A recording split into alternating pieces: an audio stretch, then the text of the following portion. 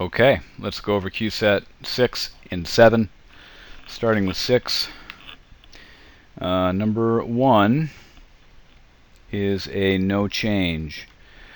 Discovered needs to be in the same form as the verb found. Have you ever found or discovered?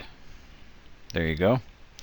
Number 2, this is a redundancy issue, a clarity issue. We're going to see a couple of these on this QSET. Serendipity means lucky accident or luck or accident. So you don't need the extra words there. So A, B, and C all have more words than we need. The word serendipity all by itself is good because the words right in front of that underlined part is lucky accident. So you don't want to repeat yourself. Okay, and that should be a pattern by now. We see this over and over again. In fact, this is one, and there are a number of sort of categories like this where if you could not see the article itself, all you could see was the choices, you'd be able to guess the right one because you see the repetition, same idea is repeated. Oh, I jumped the gun. Sorry. 3 is B. For example, here's another category. They're looking for transition terms. They're testing that you understand what came before the transition and what comes after. And in this case, we need a for example because that's what's happening. Where are we? More than a few scientific discoveries were the result not of careful blah blah blah, but of serendipity. And then you get an example of one. So we need for example. Number 4. Another redundancy. Look at these words in the choice.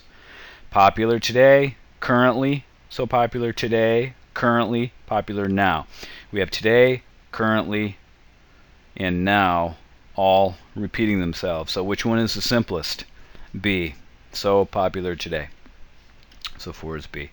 Number 5.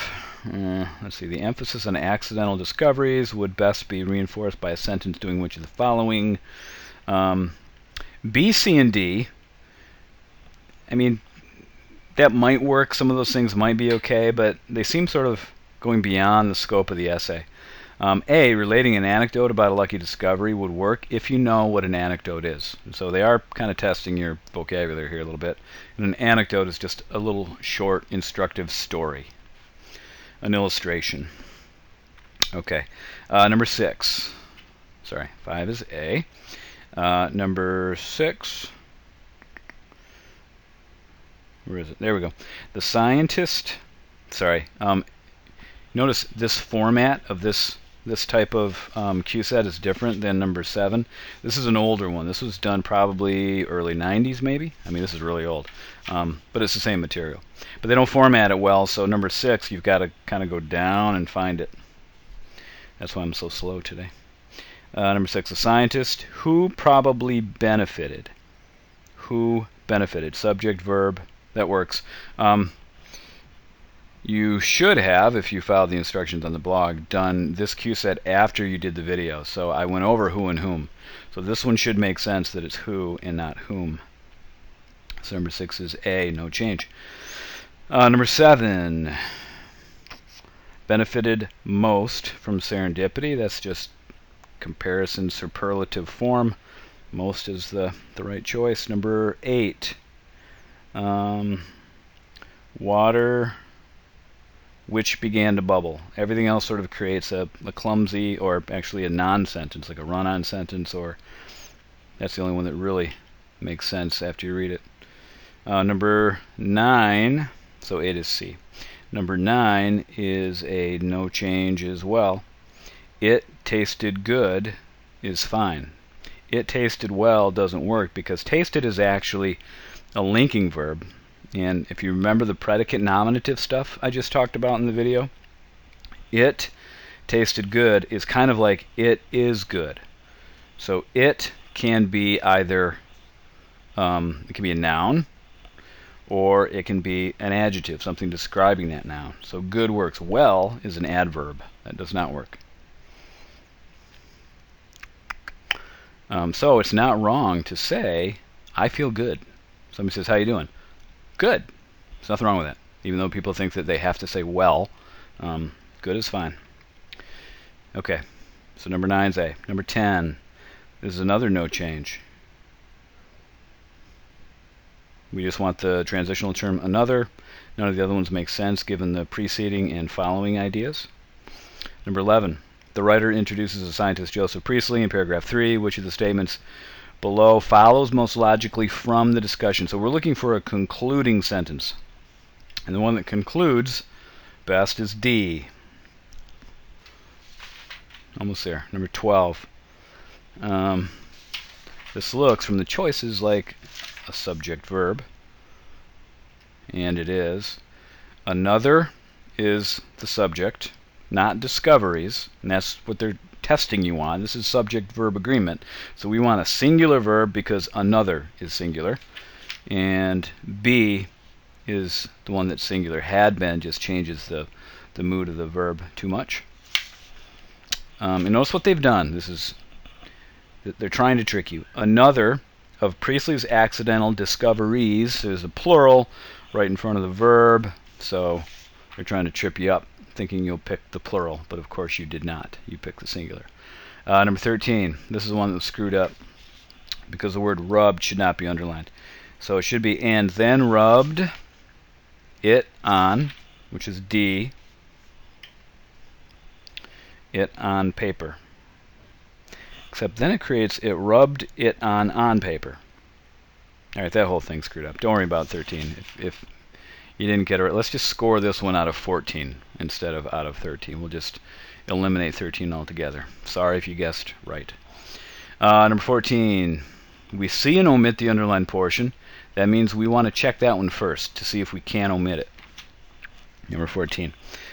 It's fitting that one of Priestley's accidental discoveries he didn't intend to make. Oh, sure, we can get rid of that. Because he didn't intend to make is the same thing as accidental. So we don't need to read any further. We know it's D. And number 15. We want the sequence that makes most sense. Number 1, obviously that one does because it talks about finding a $10 bill, sort of getting you interested in the topic. And 4 is the right last paragraph, and 2 and 3 can be in any other order. So this is a no change. 14 is 14 is omit. 15 is a no change. It's fine the way it's written. Okay. Set that aside. Let's go over to number 7. Alright, here I had you identify what you think they're testing you for, because I want you to start seeing categories. I'm pointing them out as we see them again and again, like the redundancy category or the agreement category. And we're going to see a number of categories that you recognize. A couple of them you may not, but vocab, that's one that we've seen. I want you to be thinking about what they're trying to get at, because that can help you to answer the question if you know what they're looking for. Now sometimes there'll be overlap and they're looking for more than one thing. Like it could be an agreement and they've thrown in some punctuation. Alright, let's see what we have though. So number 46 is, back up. What they're looking for in 46 is placement of modifiers. The video that you did with dangly modifiers and misplaced modifiers, that's what they're checking here. So with an animal helper is a modifying phrase, and it's got to move to the right place, and it needs to go to H after the word working. Okay, number 47 is they're looking for agreement. You've got some plural choices and some singular. Well, you have one singular choice, and the singular choice is what we want, because they're testing whether or not you know that younger son or daughter makes everything that follows it singular. Anything referring back to the son or daughter has to be singular. It doesn't join them together like the conjunction and does, or treats them independently, treats them as singular things. So C for 47. 48. They're testing your knowledge of some spelling, but mostly it's punctuation and apostrophes. So we don't add apostrophes when we want to pluralize something. Right? So the plural of animals is simply animals. No change. 49. Entrap, empower, entreat, enable. This clearly is a vocabulary question. So which is the best choice? A, no change. Enable is a little bit different than empower. You may have picked empower because they are close, but the meaning here is not as strong as empower. Okay, number 50, again we have a misplaced modifier issue. We want to see the word place, and then in 46 the word place. So they want to know if you know where it goes. So we want to move with animals to after associated before the colon. So J for 50. 51, what are they looking for? This is a pronoun antecedent. Agreement. This is agreement again. So we've seen one agreement. This is a second agreement question on this cue set. The answer for this one is D. His refers to St. Kevin, I believe. Yeah, his hand. Number 52, punctuation. They're asking you specifically what to do with punctuation issues, semicolon, commas.